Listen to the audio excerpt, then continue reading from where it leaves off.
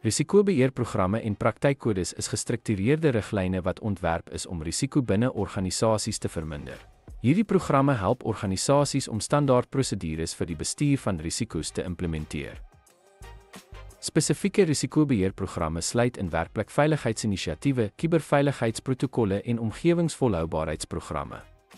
Praktykkodes word opgestel om konsekwente en etiese risikobestuurspraktyke oor verskeie industrieë te bevorder. Baie industrieë, soos konstruksie en gesondheidsorg, het hul eie risikobeheerkodes om sektorspesifieke risiko's aan te spreek. Risikobeheerprogramme behels dikwels risiko-identifikasie, opleiding, monitering en gereelde hersienings. 'n Goed gedefinieerde risikobeheerprogram kan help om ongelukke te voorkom, finansiële verliese te verminder en algehele doeltreffendheid te verbeter. Nakoming van hierdie programme verbeter ook die korporatiewe reputasie en belanghebbervertroue.